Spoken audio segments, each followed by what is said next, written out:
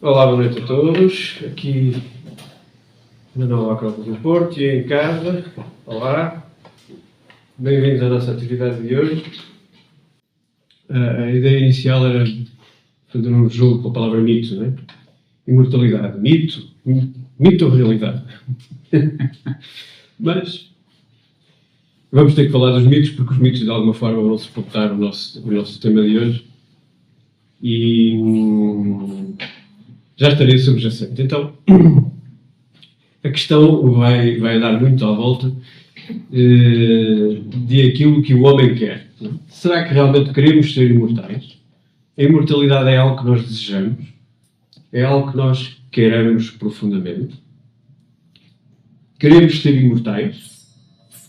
Esta é a pergunta que está em cima da mesa. Antes de mais, também devemos pedir desculpa, porque a minha garganta não está nas melhores condições. Estou aqui a meio de uma infecção, portanto, no meio disto tudo pode-me falhar a voz, posso-me esquecer do que vou dizer e peço-vos desde já perdão antecipadamente. Mas voltando ao tema fulcral, o que é que este tema nos proporciona? Bem, para já tem feito parte de um vasto rol de desenvolvimento de temas, de peças, de teatro, de cinema. E do que é que eu me lembrei? Lembrei-me das animações da Disney, da fantasia. Vocês ao fundo estão a ouvir alguma coisa? Fátima? Sim, obrigado. Lembrei-me dos filmes de fantasia da Disney. E lembrei-me da Branca de Neve, porque a Branca de Neve está outra vez aí em grande destaque, não é? Acho que esta semana, ou para a semana, sai um novo filme sobre a Branca de Neve. E lembrei-me do espelho mágico da Rainha Má, não é? Recordam-se da Rainha Má que tinha um espelho? E o que é que ela dizia? Recordam-se? Espelho meu, existe algo mais belo que eu. Não é a tradução para português, espelho meu, existe alguém mais belo do que eu, mas isso não está correto, porque não é isso que ela diz, originalmente. Não é? Ela diz, espelho mágico na parede. De todas, existe alguma mais bela? Eu posso ler a frase em inglês, me dava o trabalho de ver a cena e diz, Magic mirror on the wall, who is the fairest one of all? Este one of all é um inglês muito coloquial, que depois torna-se muito difícil de traduzir, não é? Para a nossa língua. É? Mas de todas, qual é a única? De todas, qual é a mais bela? Mas a palavra usada é fairest, não é? Beautiful. E a palavra fair, em inglês, obviamente tem o sentido de beleza, e a beleza, como vamos ver, está no aspecto físico da questão, está muito ligado à questão da imortalidade. Na verdade, o que a Rainha Má quer é ser a mais bela, mas ao ser a mais bela também quer ser eternamente bela. Acho que todos entendemos isso, não é? Mas a palavra usada, fairest, leva-nos para não só para o conceito da beleza, mas também para o fair, para aquilo que é justo. Porque em inglês tem esses dois sentidos, não é? Vocês poderão dizer sim, mas tem que ser em contextos diferentes. Pois, com certeza, é em contextos diferentes, mas a palavra tem essas duas qualidades. Então nós podemos, de uma forma simbólica, de alguma maneira, procurar também esse sentido, não é? O sentido do mais belo e o sentido do mais justo. Bem, então, perante isto, o que é que eu me lembrei? Lembrei-me, pura e simplesmente, de ir consultar o espelho mágico para que ele me falasse sobre a imortalidade. É verdade. Portanto, fui ao espelho, não disse espelho meu, porque o espelho não é meu, mas disse espelho mágico na parede. Dá-me 5 pontos positivos sobre o tema da imortalidade e fala-me sobre 5 pontos que consideras negativos sobre o tema da imortalidade.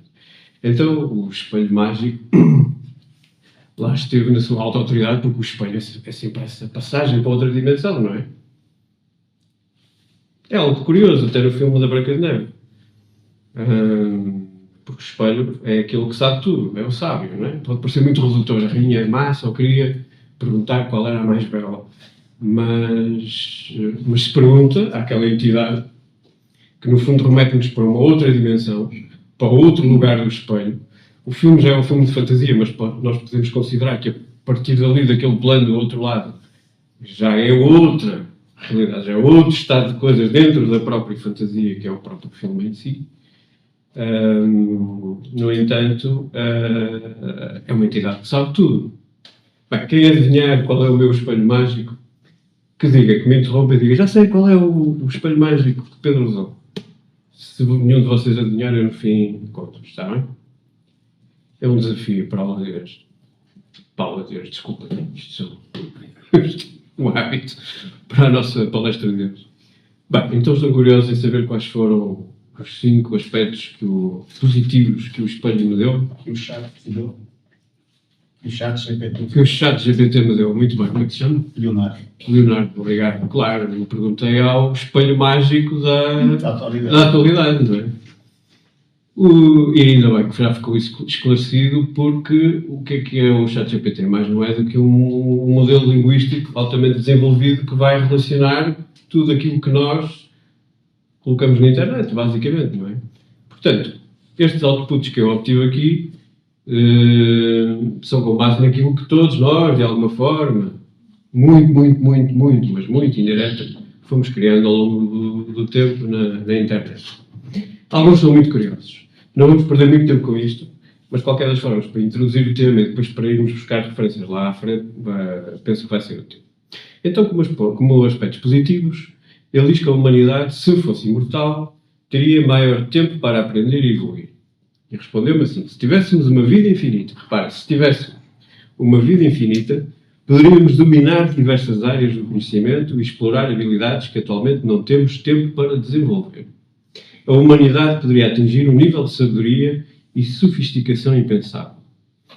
Sim, tem lógica, é incontestável. Se vivêssemos para sempre, iríamos acumular conhecimento.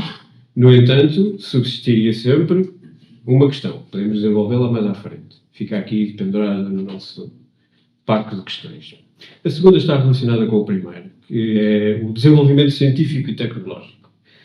Com mais tempo de vida, cientistas e inventores poderiam continuar as suas pesquisas por séculos, acelerando o progresso da medicina, da engenharia e de outras ciências. Isso poderia levar a descobertas revolucionárias que beneficiariam toda a sociedade.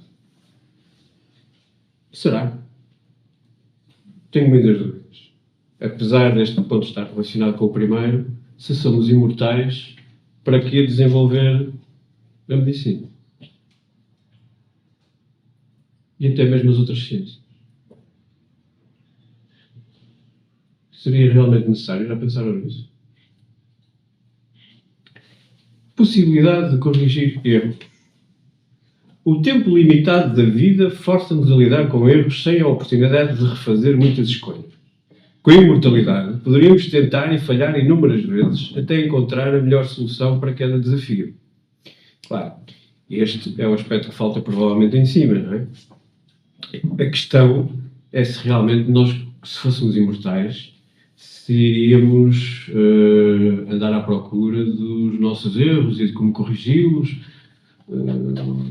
Provavelmente alguns de nós faríamos, mas toda a humanidade faria isso. Estamos a partir do princípio que se a imortalidade existe, é para toda a humanidade. De acordo? Neste cenário, obviamente. Mas o chat GPT acha que não. Já vamos ver. Manutenção de laços afetivos. Uma das maiores dores humanas é perder entes queridos. Se a imortalidade fosse acessível a todos, nunca precisaríamos lidar com essa perda, permitindo-nos construir relações muito mais profundas e duradouras. Concordam?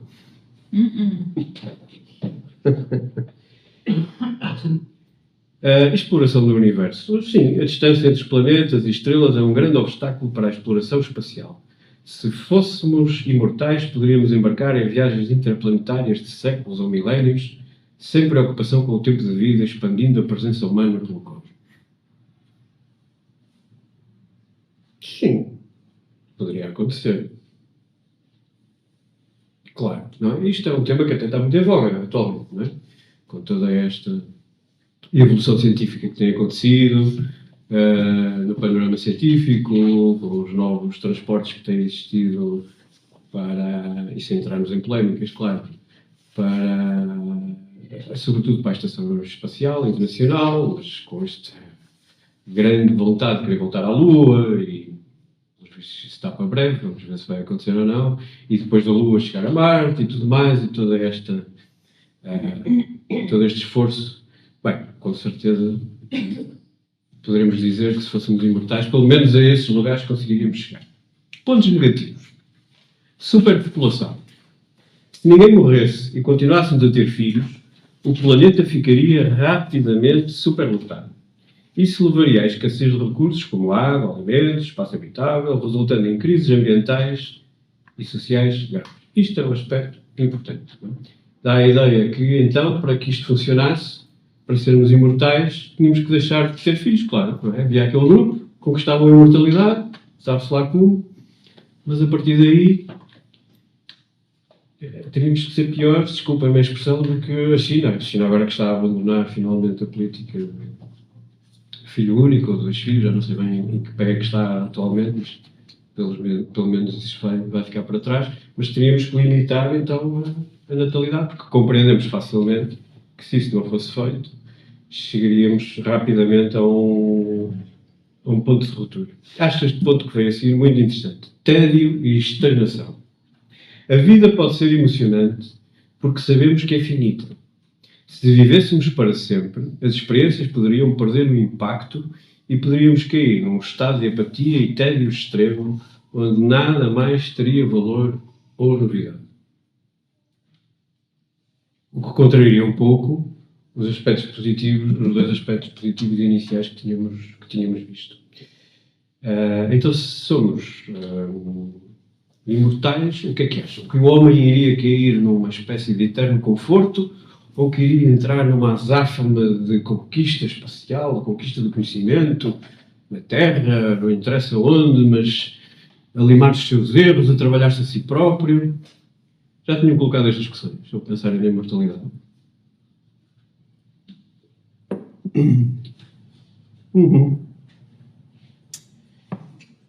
Desigualdade social extrema. É provável que apenas os mais ricos e poderosos tivessem acesso à imortalidade, criando uma divisão brutal entre os imortais privilegiados e os mortais comuns. Isso aumentaria os conflitos sociais e poderia transformar a sociedade numa ditadura dos eternos. Bem, o modelo que estamos aqui a tentar usar, até mesmo na nossa palestra, é que se existe a imortalidade, é para todos. Certo? Aqui está-nos a colocar a imortalidade como uma espécie de conquista científica ou até como uma panaceia divina, não sabemos, não é?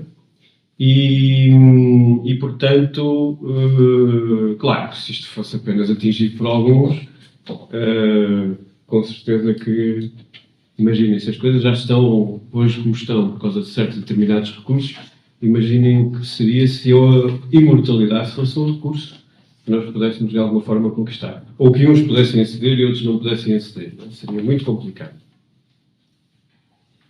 Esta é interessante. Impacto psicológico. A mente humana pode não estar preparada para lidar com a eternidade. Questões como depressão, vazio existencial, perda de motivação poderiam tornar-se muito comuns entre os imortais, levando alguns a desejar a morte, mesmo sem poder alcançá-la. Isto é quase uma maldição. Então significa que se aquilo que eu tanto desejo, a imortalidade, se transforma numa maldição, porque de facto eu vou cair num estado de já não tenho mais nada para crescer, já não tenho mais nada para conquistar, já não tenho mais nada para fazer. Quero morrer e ainda por cima não posso. Não posso, quer dizer, supostamente, não é? Mas imaginem que não se pode. Imaginem que é mesmo uma maldição e que, de facto, o imortal não se pode matar a si próprio. Isto não vos faz confusão? A infinitude, né? Como? É a infinitude, porque você não consegue dar fim a nada. Não conseguimos dar fim a nada. E estamos a partir do princípio que é apenas o ser humano. Imaginem que tudo o que existisse, as plantas, os animais, toda a natureza, também fossem imortais, também estivessem... Nada mudaria. Tudo seria sempre a mesma coisa.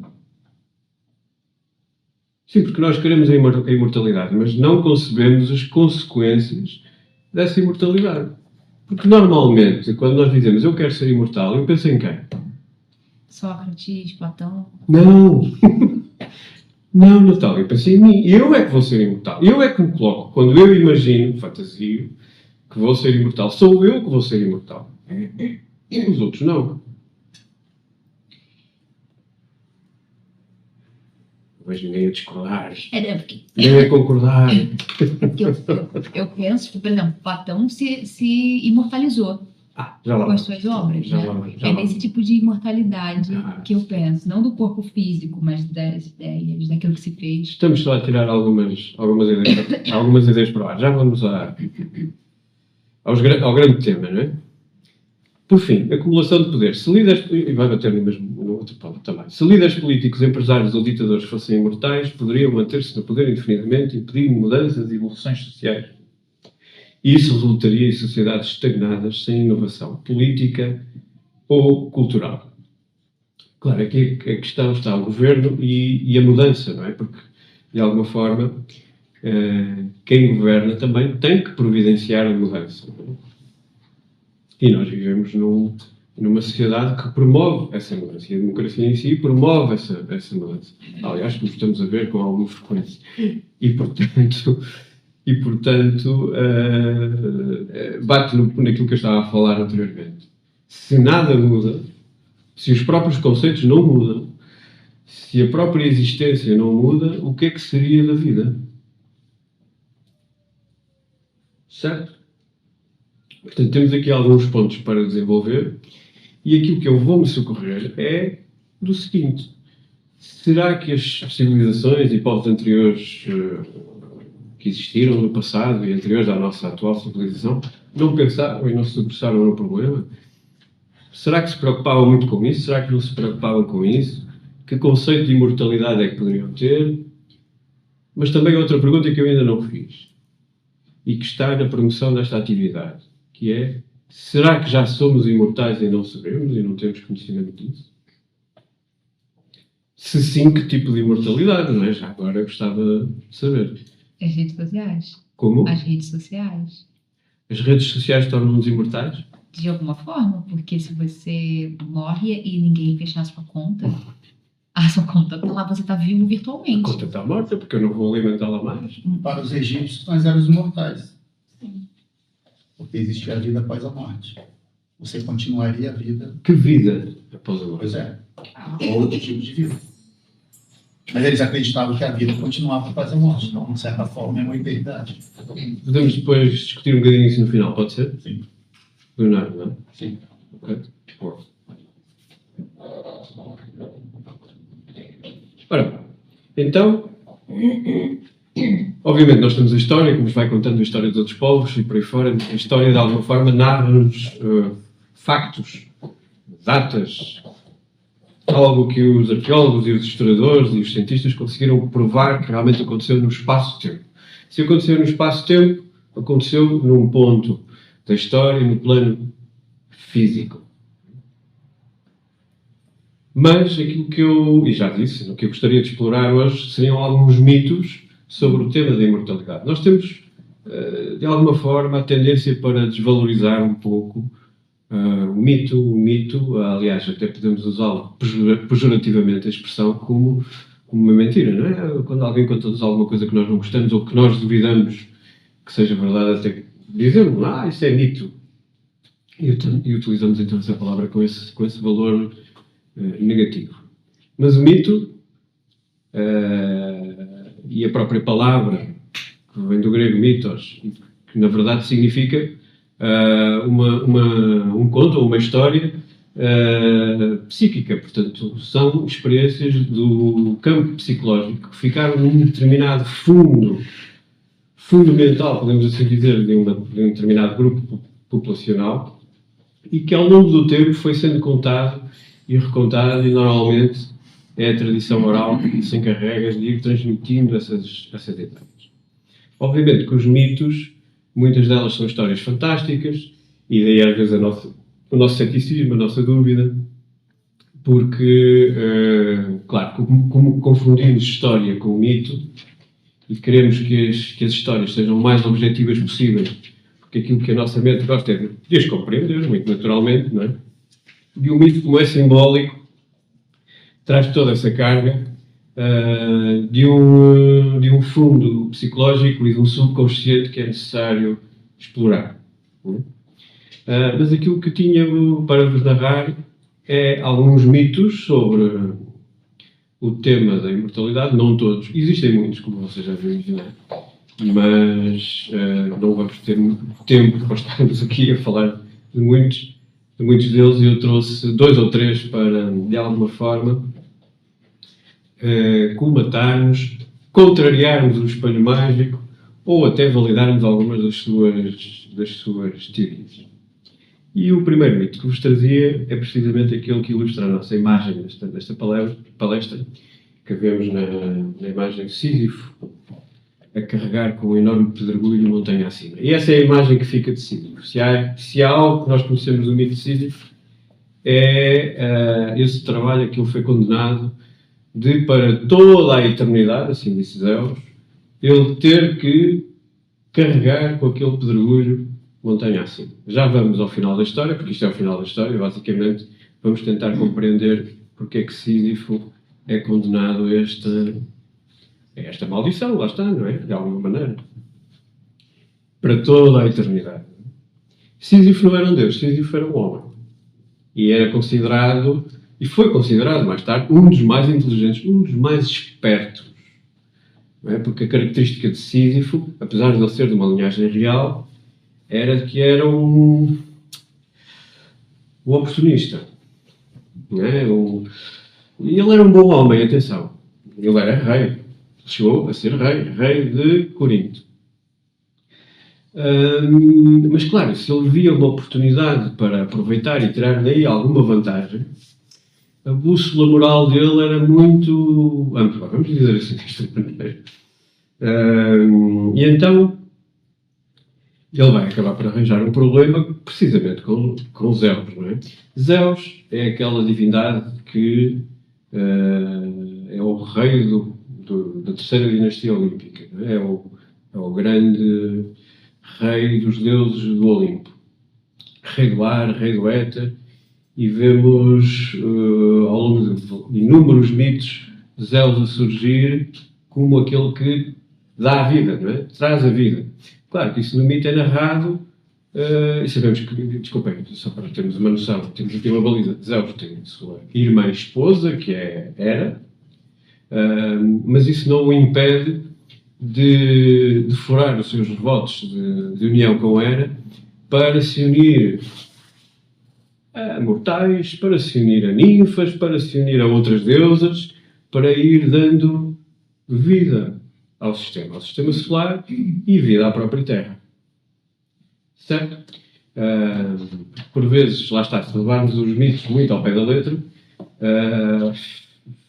e se os analisarmos apenas pela questão humana, no fundo, o que é que nós vamos pensar dos Zeus? A Hera já se devia ter divorciado logo de início dele, quer dizer, aliás, nem deveria ter casado com este Deus que é tão, vá lá, não quero estar a usar nenhuma expressão mais deselegante, não é? Mas fura os votos do casamento. E então, neste dia, Zeus estava precisamente nesse aspecto de dar vida, não é? E o que é que ele vai fazer? Ele vai sequestrar uma ninfa para se unir a ela e opta por assumir uma forma de águia e vai sequestrar Egina. Egina é uma ninfa dos rios. E o seu pai é um deus, porque na Grécia os rios assumiam forma divina, os rios eram divinos. a água doce era considerada divina de alguma forma, porque a água doce é dadora de vida. Não é? Sem água doce não há cultura, sem água doce não há agricultura, e o próprio ato de nascer, da natureza brotar, com a intervenção do homem, é certo, mas brotar e existirem plantas que de alguma forma nos alimentem, isto para essas civilizações da antiguidade era visto como algo de mágico e de sagrado. Certo? E então os rios assumiam estes papéis de divindades. E o pai da Gina era Azopo. Ora bem, então Zeus em forma de águia rapta a Gina e passa pelos céus de Corinto, onde Sísifo é rei. E Sísifo vê a direção que eles tomam, muito curioso, porque ele está sempre à procura de informação e de tirar vantagens das várias situações. Ele sabe perfeitamente que a águia é Zeus, e sempre que nós vemos uma estátua de Zeus, normalmente a águia está lá sempre presente, aos pés, ou representada de alguma forma na estátua. É um símbolo de Zeus por excelência. Ele leva-o para uma ilha desabitada, e o objetivo de Zeus era provavelmente dar vida a essa ilha. Essa ilha que depois vai mesmo se chamar Egina, da relação de Zeus com Egina vai surgir o primeiro rei desta ilha, chamado Hera.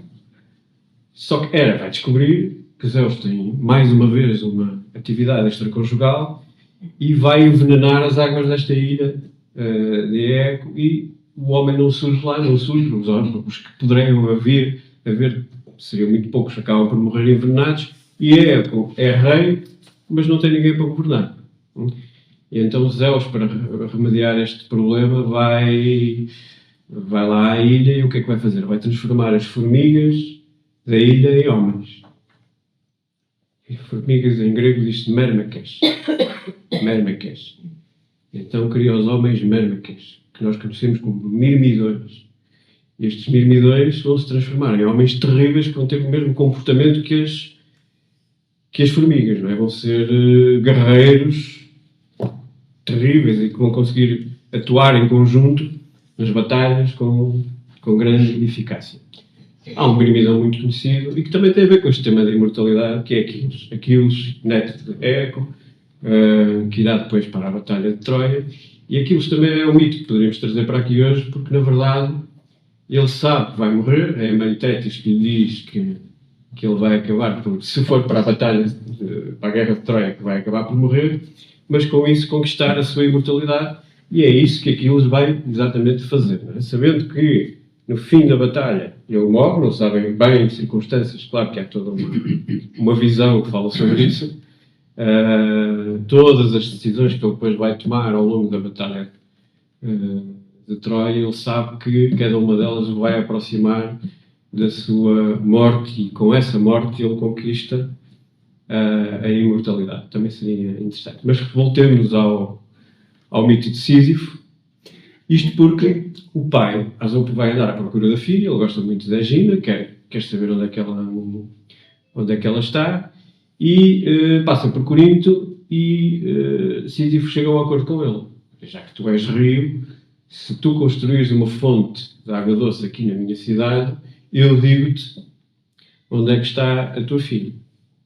Então assim faz, chega a acordo com o deus rio Azopo, exatamente, e ele constrói a fonte e diz então que em tal parte, numa determinada ilha, está Egina, e quem raptou foi Zeus. Este é que é o grande pecado, não é? Quem raptou a tua filha foi Zeus e levou para tal parte. Zeus mais tarde vai a descobrir, não é? Porque o Azopo chega lá à ilha e vai haver uma grande confusão, porque Azopo vai querer resgatar a filha de Zeus, e Zeus vai ter que colocar o rio dentro das suas margens, entre aspas, novamente. É o que vai acontecer, mas fica extremamente chateado com Sísifo, não é? Então o que é que ele vai fazer? Vai enviar o deus da morte para ir buscar Sísifo. Thanatos. Então pede a Thanatos para ir buscar Sísifo. Vai buscar Sísifo, e trá-lo para aqui. E então, sim, Tanato faz a morte, não é? A morte aparece perante Sísifo e Sísifo, que é muito bem falante, muito persuasivo, não é? Quase como um vendedor de algo, um belo comerciante, vai elogiar a morte. Morte, tu és tão bela, és tão fantástica. Tu, morte, imagina a morte, não é? Com o seu aspecto de morte. E, no fundo, Sísifo ali com grandes elogios, mas tu és belíssima. Mas ainda ficarias mais bela se aceitasses de mim este colar que tenho para te oferecer. Claro, mediante tanta conversação, tanto convencimento de que realmente a morte é muito bela, ela lá aceita, mas na verdade a morte queria levá-lo, não é? Só que aquele colar não era bem um colar, era uma coleira, não é? Que estava presa a uma corrente e a partir daquele momento, ao colocar o colar, Sísifo prende a morte. A morte fica presa. E o que é que vai acontecer no mundo? Imaginem, as pessoas vão deixar de morrer. Hades, nos seus salões do subterrâneo, deixa de ver as almas a aparecerem, e Ares, o deus da guerra, começa a achar estranho, as pessoas estão a guerrear, estão a espetar espadas e lanças umas às outras, mas continuam a combater, ninguém morre. Isto não pode ser. Então Ares é o deus que toma a primeira medida, não é? Começa a perceber o que é que se está a passar, a morte não está a fazer o seu papel, o que é que se passa, vai à procura da morte e encontra a morte em Corinto acorrentada. E lá, Thanatos, a morte diz a Ares o que é que se passou. Ares fica furibundo e diz, procura já o Sísifo e leva-o imediatamente aos salões subterrâneos de Hades. E Thanatos assim faz, vai novamente à procura de Sísifo e vai encontrá-lo em casa, muito descansado com a sua mulher. E Sísifo, não é? Pela janela, provavelmente vê a morte a aproximar-se. Pronto, já sabe o que é que vai acontecer e então vai junto à mulher e se sobre. Olha, aconteça o que acontecer, eu vou morrer, mas por favor não enterres o meu corpo, nem prestes os ritos fúnebres que normalmente estamos obrigados a fazer, mas tu não me enterras, deixas-me ficar aqui, não fazes nada. Combinado? Pronto, combina assim com a mulher e Thanatos, claro, leva Sísifo para os salões do Hades, onde ele vai encontrar precisamente essa divindade, não é? Hades. E Hades já não estava lá bem disposto, não é? Porque Hades já lhe tinha contado o que é que se havia passado e estava mesmo mal-humorado, mas Sísifo, uma vez mais, recorrendo à sua grande capacidade de persuasão, vai dizer que está profundamente ofendido. Sabem com quem é que ele estava ofendido? A mulher, claro, porque a minha mulher não me prestou os ritos funerários. Eu estou lá, nem sequer fui enterrado e isto é um grande insulto. Hades, por favor, eu exijo que me dês mais um dia para que eu possa ir junto à minha mulher, reclamar com ela e exigir que ela faça os ritos funerários adequados para que eu possa vir para aqui em paz. Hades não estava muito para aí virado, mas para toda aquela insistência, todo aquele berreiro, vamos supor, ele acaba por consentir. Bem, o que é que vocês imaginam que Sísifo fez? Sísifo volta para o seu corpo, portanto o corpo de Sísifo volta à vida física, não é? E ele pega na mulher e foge. Não dando mais nenhuma satisfação. Foge e foge definitivamente. Não é? Sísifo vai conseguir viver durante muito e muito tempo, mas não vai conseguir escapar à morte, ele é mortal, não é? Então acaba por morrer de velhice. Morre de velhice e é aí que ele volta então para o Hades e é considerado um dos maiores rebeldes ao nível de um Prometeu, não é? Daquele que roubou fogo aos deuses para dar ao homem, outro belíssimo mito grego. E é considerado, juntamente com Prometeu, um dos maiores rebeldes que já existiu. Então tem que ter uma pena equivalente à de Prometeu. Prometeu que ficou agrilhoado no Cáucaso só que Prometeu era um deus, era uma divindade, não é? Então, a águia de Zeus, a tal famosa águia, vinha todos os dias devorar-lhe o fígado, e o fígado no dia seguinte voltava-lhe a crescer, não é? Esta era a pena que Prometeu tinha que cumprir, por ter dado o fogo ao homem, e a Sísifo então vai ser dada esta pena, a pena de ter que rolar uma pedra que, segundo Pausanias, é uma pedra de mármore, que ele terá que carregar montanha acima, e depois há várias versões do mito, não é? Há mitos que dizem que, chegando lá acima, havia uma força incontrolável que fazia com que a pedra rebolasse pela mesma montanha, não é? Pela mesma face da montanha. Há outros que dizem que sim, que ele chegaria ao topo e que a pedra rolaria pela outra encosta à frente, não é? E que depois ele sucessivamente estaria obrigado a carregar com essa pedra por aí acima. E assim termina o mito de Sísifo. Há várias formas de interpretarmos este mito. A forma pela qual eu gostaria de o ver aqui, claro, nós podemos dizer que Sísifo está condenado para toda a eternidade a carregar com aquela pedra até ao alto da montanha. Uma interpretação é dizermos que a pedra, que simboliza toda a humanidade, se vai desbastando, não é? Os nossos defeitos, as nossas incapacidades, os nossos erros vão, de alguma forma, com o passar do tempo, se desbastando. Mas há montanhas para subir. Há montanhas para subir. Nós podemos encarar estas montanhas como uma vida que tem que ser percorrida. Certo? Mas há ainda algo mais que podemos retirar neste mito. É o facto de haver aqui uma inversão. E se de facto a humanidade conseguisse conquistar a imortalidade, então nós estaríamos condenados, tal como Sísifo está, a ter que carregar esta pedra para sempre para cima da montanha. E a cairmos no tal tédio, no tal desespero por sermos imortais.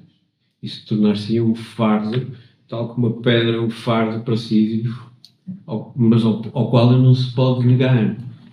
Está obrigado a carregar com aquela pedra. Alguém tem alguma questão ou alguma reflexão que queira fazer?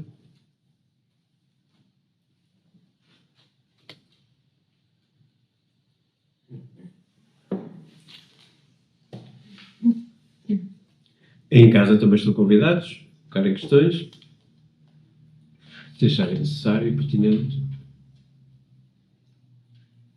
Há outro mito que nos permite ir um pouco mais longe. O mito de Gilgamesh. Já ouviram falar de Gilgamesh? Gilgamesh diz-se que pode ter existido. Diz-se que pode ter sido o primeiro rei sumério, ou da primeira dinastia conhecida de Sumer. E estamos a falar de uma civilização que terá surgido 6.000 a.C. Portanto, já há muito tempo. Mas Gilgamesh, independentemente de ser um homem com certeza fora do comum, no tempo e no espaço, há todo um mito que é narrado sobre este personagem. E este mito tem várias interpretações. Uma muito curiosa, da qual eu não vou falar muito, é a interpretação astrológica do mito, porque as várias fases do mito podem se relacionar com os vários signos, e começarmos a história no signo de Carneiro e terminar em Peixes. E há um artigo muito interessante da professora Laura Winkler, da Nova Acrópole, que depois vocês, se pesquisarem, podem consultar. Eu vou narrar o mito de alguma maneira e depois procuramos fazer algumas reflexões sobre o que ele nos procura transmitir. E temos que nos colocar um bocadinho também fora do tempo, fora da existência, porque este Gilgamesh, ele tem uma natureza dual, e a mãe disse, ou já dizia na altura, a mãe, que era uma espécie de...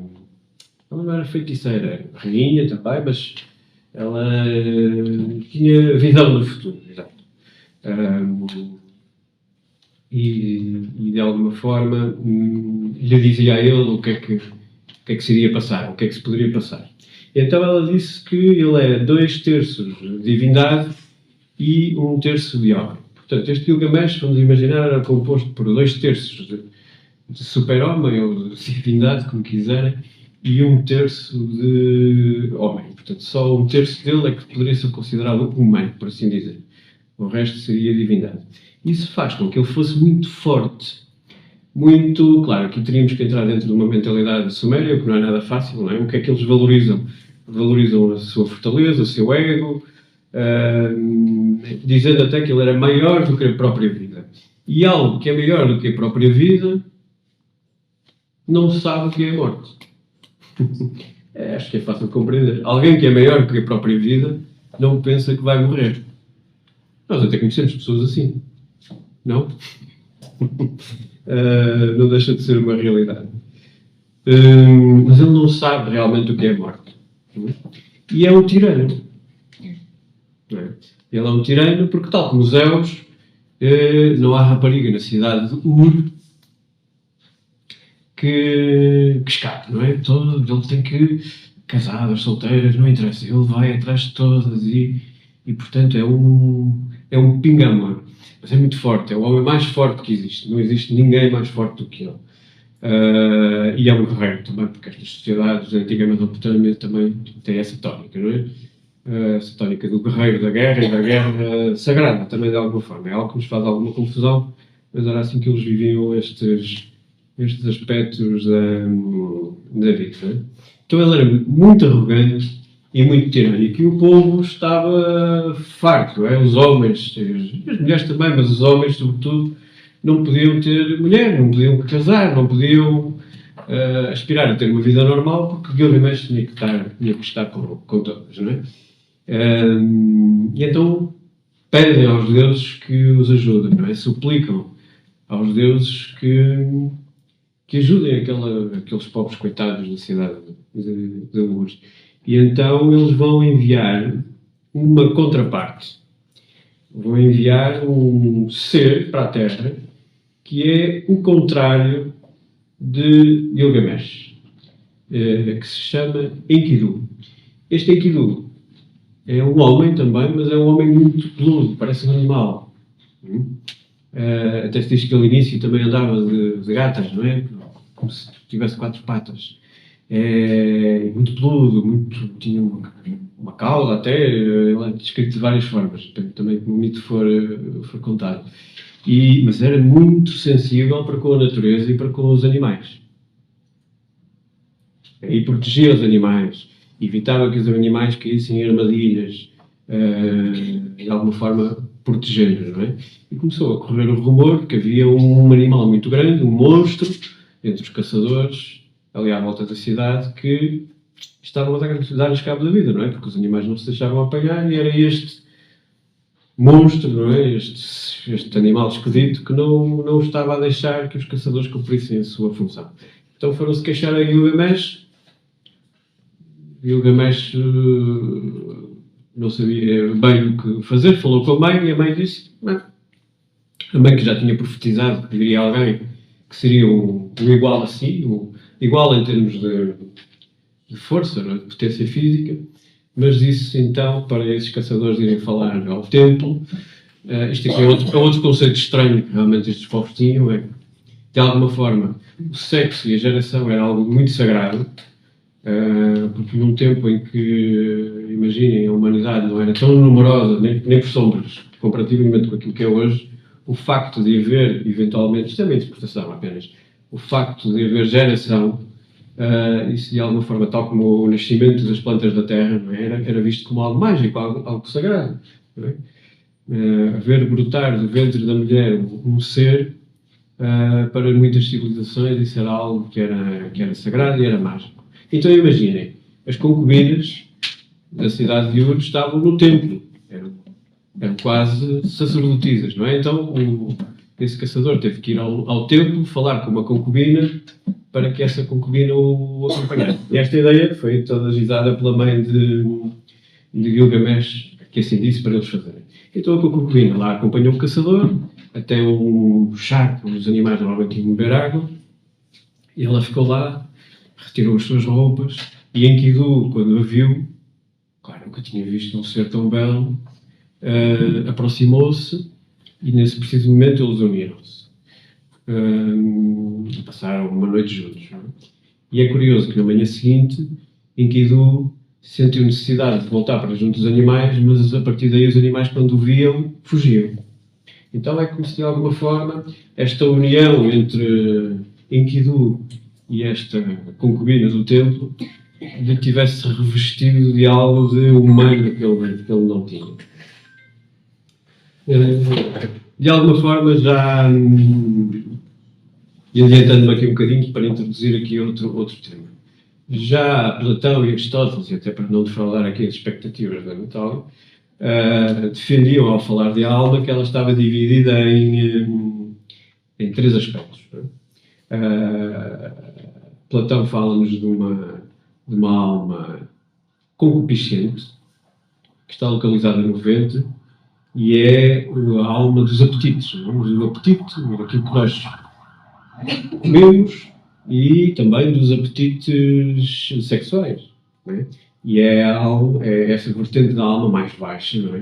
Que está ligada de alguma forma à subsistência da nossa dimensão física. Tem que existir, não é? De alguma maneira. Fala-nos também de uma alma irada, é o termo que, da tradução do grego para o latim, acaba por surgir, e confunde-nos um pouco, uma alma irada. O que é que poderá ser a alma irada? A alma irada é a alma da atitude, é a alma que nos leva à ação. Também nos leva ao ódio, mas também de alguma maneira nos pode levar ao amor.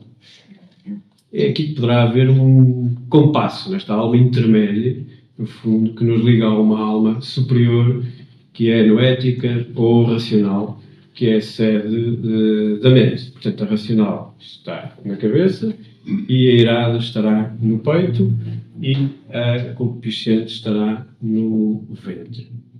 Uma das interpretações que eu faço deste mito de Gilgamesh, que ainda não terminou, estamos no início, é precisamente a relação com estes 3 aspectos. Porque se Gilgamesh, de alguma forma, tem 3 partes de divindade e uma parte de homem, podemos dizer, não está no mito, mas eu posso partir do princípio que Enkidu poderá ter 2 partes de homem e ou 2 partes de animal e uma parte de homem. Sim.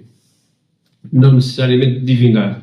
Mas a união entre Gilgamesh e Enkidu pode realmente levar-nos a crer que temos aqui um mito acerca da completude da nossa alma. Isto porquê?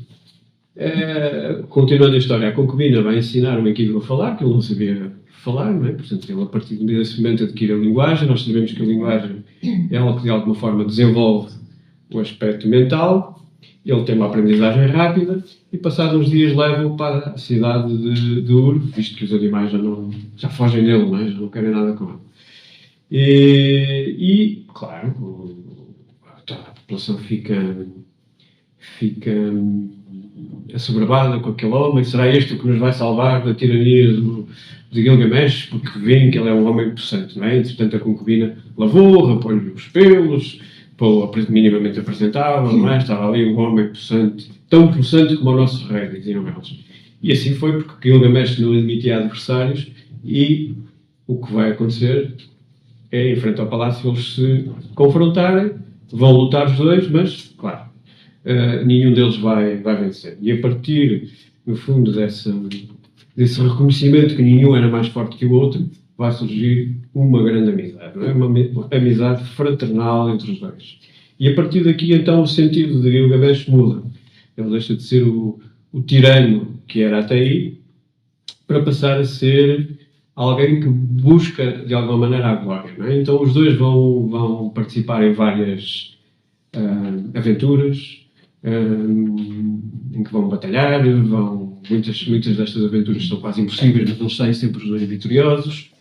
E isto tudo acaba por culminar com Gilgamesh a propor partirem para o país dos cegos, que ficaria provavelmente ali na zona onde agora é o Líbano, para a floresta dos cedros, porque aí existia a maior besta que era conhecida daquela altura. Uma besta que nós poderíamos equiparar talvez a um dragão, não é? Não é dito no mito que ele explodia chamas, mas tem quase essa simbologia do dragão, porque era impossível de olhar, era impossível ouvir o rugido que ele emitia, o facto de ele aparecer já causava a morte a toda a gente, morrer de medo, lá, claro, a toda a gente que o visse, e ele era o grande protetor da floresta de cedros, portanto, do país dos cedros, e o cedro era uma madeira muito valorizada em Ur, porque, claro, na altura a Mesopotâmia, para todos os efeitos, apesar de ter ali o Tigre e o Eufrates, os dois rios que conformavam esse espaço que era o crescente fértil, mas isso tinha que ser conquistado, não é? O ser humano tinha que intervir para que os campos fossem férteis, porque para todos os efeitos aquilo é um deserto, não é? Então não há árvores, então as árvores eram muito valorizadas e os cedros, sobretudo, que tinham um perfume particular, eram utilizados para a construção das portas dos templos, dos palácios, e era uma madeira muito, muito valorizada pelos sumérios e provavelmente pelas civilizações que se seguiram ali naquela zona. E então assim foi, eles partiram para o país dos cedros e toda a gente disse para eles não irem, porque desta vez eles não iam ter a mesma sorte que tinham tido até aí. Vocês, se forem combater um Baba, vão morrer, porque nunca ninguém derrotou o Umbaba. Mas eles não quiseram saber e partiram numa grande viagem, cheia de aventuras. Durante esta viagem eles vão ter sonhos premonitórios, destes sonhos premonitórios, que normalmente era só um deles que tinha, normalmente antevia a derrota de ambos e ia morrer, mas o outro tentava animar. Na noite seguinte já era outro que tinha esses sonhos e o outro fazia o papel de tentar de alguma forma consolar o que tinha tido o sonho, pesadelo, não é? Mas assim foram sempre avançando e nunca voltaram para trás, até que chegaram à floresta dos cedros e Enkidu sente medo, não é? Algo que ele até aí não tinha sentido. Mas aí é Gilgamesh que resolve, não, vamos avançar, nós temos que fazer isto. E acabam por enfrentar o Umbaba. O combate não é fácil, eles vão... não vai ser logo imediato, vão acabar por matá-lo, mas para o matar têm que o enganar. Eu aqui vou saltar um bocadinho à frente porque não é assim tão importante. O importante é que eles de facto atingem a grande glória de terem morto um monstro que seria imbatível e o mais terrível monstro de todos os tempos. Não é? E isto o que é que vai fazer? Vai causar a atenção dos deuses. Os deuses que até aí não olhavam para Gilgamesh nem para Enkidu passam de alguma forma.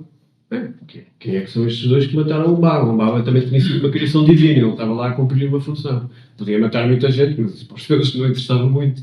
Não é? Ishtar, a deusa do amor e da guerra, que é curioso na Suméria, esta deusa vai assumir estas duas vertentes. Podemos depois aqui noutras alturas, se calhar, falar porque é que amor e morte andam sempre as mãos dadas, mas não será hoje, ou se quiser, talvez no fim, a propósito da imortalidade. Ishtar, a deusa então, que está relacionada também com o planeta Vênus, e Vênus também tem essa característica da beleza, não é? Da beleza, da juventude, vai tentar de alguma forma unir-se a Gilgamesh. Não é? Ela está apaixona-se então por este Gilgamesh, por todos os atos que ele faz, mas claro, com certeza Gilgamesh também seria bem parecido, então ela de alguma forma tenta conquistar. Vai correr mal porque Gilgamesh vai rejeitar Ishtar. À partida, vocês poderiam dizer sim, mas é a deusa do amor, provavelmente belíssima, não é? E como é que ele vai rejeitar esta deusa? Porque ele começa a ter noção, apesar de não saber bem ainda o que é a morte, de que se unir a Ishtar, alguma tragédia vai acontecer, até porque já tinham existido outros mortais, como Tammuz, também um guerreiro famoso, outro herói da Suméria, que se tinha unido a Ishtar e desapareceu, morreu, não é? E então Gilgamesh, ao contrário desse herói Tammuz, vai rejeitar Ishtar. Isto vai deixá-la extremamente irritada. E como é que este mortal ousa rejeitar-me, não é? De alguma maneira, não é? Então vai-se queixar aos deuses que isto não pode ser e vai falar com o Shamash, que para todos os efeitos representa o Sol, e vai pedir a Shamash que envie para Ur o Touro Celeste. O Touro Celeste, cujo objetivo é destruir a cidade, mas sobretudo matar Gilgamesh e Enkidu. Não é? E assim vai o Touro Celeste, que é um animal enorme, não é? Que desce dos céus e então vai derrubar as muralhas de Ur, muito famosas muralhas, e só vai parar quando matar então Enkidu e Gilgamesh. Gilgamesh e Enkidu não vão fugir à refrega, vão enfrentar o touro e depois de uma batalha muito intensa vão conseguir matar o Touro Celeste. Ishtar está a observar isto tudo ali nas muralhas e fica então aí completamente furibunda. Ainda por cima ele é vítima de um insulto de Enkidu que acaba por insultá-lo, por retirar uma perna do touro e atirar essa perna do touro à cara da deusa, não é? Que é um insulto tremendo. Não é? E os mitos também são contados um pouco assim, porque isto tem a ver com a tal interpretação astrológica que depois é dada. Pode parecer um insulto assim um bocado estranho. Tirar uma pata de um boi à cara de uma divindade é assim, uma coisa muito fora do contexto, mas temos que entender isto dentro de uma determinada chave. Bem, aí Ishtar volta-se a queixar a Shamash e diz que não pode ser, os deuses realmente chegam à conclusão em reunião entre todos que realmente isto não pode ser e que tem que se, de alguma forma, castigar Gilgamesh e Enkidu. E vão resolver vão castigar ambos, mas no fundo é enviada uma doença que afeta o Enkidu, que vai acabar por entrar no sono profundo, começa a ficar muito doente, a definhar, tem que se deitar e passado, creio que são 7 dias, vai acabar por morrer. Gilgamesh não deixa o seu companheiro, está sempre à cabeceira da cama, mostra-se sempre muito incompreensível relativamente àquilo que se está a passar, porque ele é um grande guerreiro, tal como ele, são fortes. O que é isto que se passa, não é? Começa-se a perceber que há ali qualquer coisa que vai acabar por acontecer e que ele se vai questionando, mas o que é? Ele acaba por morrer e aí ele confronta-se pela primeira vez com a morte. Com a morte de algo que ele considera ser mesmo parte de si. E isso causa-lhe um profundo sofrimento e um profundo desgosto. E ele, o sentido da vida dele ali muda, uma vez mais, ele sente em si uma grande transformação, no sentido que é isto da morte e porque é que as pessoas têm que morrer. Um pouco como o Buda, não é? Quando sai do templo e se confronta com a doença, com a pobreza, com a doença e, por fim, com a morte, não é? Como tinha sido vivido sempre dentro do palácio, nunca tinha assistido às grandes desgraças da humanidade. Aqui é mais uma experiência particular, não é? Da alma, porque a alma percebe-se que de alguma maneira há uma contraparte sua que é imortal, que desaparece. Esta alma não tem essa experiência. Então, ela pensa que ela própria, da dimensão superior, também vai morrer. Também vai morrer. Se ele morreu, eu também vou morrer. E então, Gilgamesh vai, a partir daqui, tentar procurar a imortalidade. Não é? Vai falar com a mãe, porque é ela que sabe tudo, não é? E a mãe vai-lhe falar no tal de Utnapishtim, que, segundo consta, era um homem, mas que atingiu a imortalidade. E essa imortalidade foi-lhe dada pelos deuses, quando os deuses avisaram, Deus avisou que iria ser enviado para a Terra um grande dilúvio e que Utnapishtim teria que construir um barco onde a humanidade de alguma forma se pudesse salvar. Nós conhecemos este mito do outro lado, mas basicamente o mito é o mesmo. E o Utnapishtim assim fez, e como recompensa por ter salvo a humanidade, ele vai receber a imortalidade. Era mortal, mas recebeu a imortalidade por esse ato heróico. E então bem diz, se realmente estás disposto a isso, vai à procura do Utnapishtim. E assim foi. Ele partiu, mais uma vez uma viagem cheia de peripécias, porque o Utnapishtim estava para lá do país da morte. Portanto, ele teria que ultrapassar as águas da morte. Né? Primeiro era preciso chegar lá e teve que passar por várias aventuras, que eu não vou estar aqui a narrar, mas é uma viagem cheia de perigos, ou seja, ele poderia morrer de facto durante aquela viagem, mas não, foi saindo sempre vitorioso, muitas vezes utilizando a própria inteligência ou ajudas que lhe eram dadas. Isto, nos mitos do herói, é sempre assim que acontece, de alguma forma, e ele acaba por chegar à presença de Utnapishtim, já todo ensanguentado e com as roupas todas rasgadas, e já mesmo num estado de cansaço extremo. E ele pede então ao Utnapishtim que lhe diga então como é que eu posso alcançar a imortalidade. No fundo, dá-me a imortalidade. Eu quero a imortalidade. E o Utnapishtim que lhe vai dizer, quando todos nós estamos à espera que realmente o Utnapishtim, por tudo aquilo que ele passou, lhe dê a imortalidade, o Utnapishtim lhe diz que não é possível. Porque não é próprio do homem ser imortal.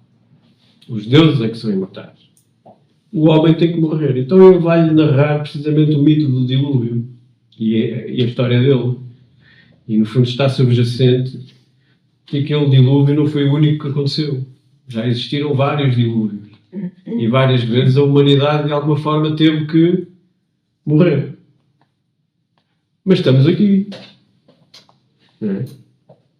Então, neste processo, de alguma maneira, Gilgamesh vai compreendendo que isso é uma lei da vida que não pode ser, de alguma forma, ultrapassada.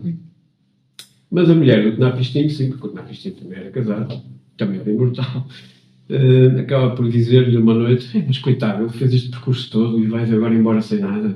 Está destroçado, está... não consegues arranjar nada. Então, o que é que o Utnapishtim se lembrou? Bem, Gilgamesh, na manhã seguinte, olha, há uma planta que está nestas águas que não é, aquela planta não te vai dar a imortalidade, mas pode te tornar eternamente jovem. Podemos dizer que é a planta da juventude. Não é bem a mesma coisa, mas é parecido. Ou se calhar é a mesma coisa, não é? Então, Gilgamesh lá ficou novamente todo entusiasmado, foi à procura da planta, no sítio onde o Utnapishtim disse que a planta estava, ele encontrou-a e mergulha, não é? Vai lá ao fundo do mar e arranca a planta e leva a planta consigo para baixo, todo contente, não é? Ele não consome logo ali a planta, guarda a planta e começa a fazer a viagem de volta para Ur. Mas o que é certo é que num determinado dia, quando ele se estava a banhar, a tomar banho, houve uma serpente que, atraída pelo odor da planta, que tinha um odor muito particular, vai-lhe roubar a planta e a planta desaparece. E mais uma vez Gilgamesh fica sem nada. Teve a oportunidade de ter a juventude eterna, mas a oportunidade passou-lhe ao lado. E é assim que ele vai voltar à cidade de Ur. Só que o que é que Gilgamesh agora tem que no início não tinha? No início, mesmo no início da história. Ele agora tem todo um percurso. Ele teve toda uma experiência com a sua contraparte, Enkidu, não é? Toda aquela viagem completamente transformadora que foi à procura de Utnapishtim. E isso, de alguma forma, trouxe-lhe sabedoria. Sim, porque aquilo que ele fez não está ao alcance de nenhum mero mortal. Então ele pega em toda essa sabedoria que ele acumulou durante a sua vida e vai reinar de forma justa na cidade de Ur, alcançando assim, de alguma forma, com a forma de fazer, com a forma de agir corretamente, conquistar a sua imortalidade. Claro, houve uma determinada altura em que ele provavelmente morreu. Mas como vimos, até pela própria história, isso tem mesmo que ser. E, para terminar, como falarmos um bocadinho da juventude, porque a juventude é a chave, um pouco aqui também do mito, na chave psicológica deste mito. É um pouco uma das interpretações que podemos fazer, porque ele não pode ser imortal, pode conquistar a juventude, perde, supostamente, o meio pelo qual eu atingiria a juventude eterna, mas nós podemos falar um pouco daquilo que é a juventude. Nós podemos dividir a juventude em vários aspectos. Podemos dizer que a juventude tem um aspecto biológico, podemos dizer que é uma etapa da vida, onde nós estamos mais... antecede a idade adulta, e onde estamos mais plásticos de alguma forma, onde também temos a maior energia para aprender, onde tudo é novo, mas apesar do processo de aquisição e de dedução daquilo que sabemos, podemos sempre mudar. Ainda há sempre espaço para a mudança, não é? Durante a nossa juventude. Psicologicamente também, somos mais curiosos durante a nossa juventude, andamos à procura de um caminho, não é? Socialmente também já sabemos que representa uma etapa dos vários grupos etários que vamos ter na sociedade, mas se calhar importa aqui mais falar do que é que pode ser a juventude filosoficamente. Porque enquanto os outros aspectos estão muito ligados a uma etapa da vida, a juventude filosófica é algo que nós podemos ter em qualquer altura da nossa vida. Seja na juventude propriamente dita, seja na idade adulta, seja na terceira idade, permitam-me dizer assim. E o que é que será esta atitude de ser jovem? Imaginam? A palavra juventude também está em relação com a divindade de Júpiter, não é? Que de alguma forma podemos interpretar a sua ação como, apesar de ele ser representado como velho, com barba, mas a atitude dele é uma atitude enérgica, não é? De dar vida.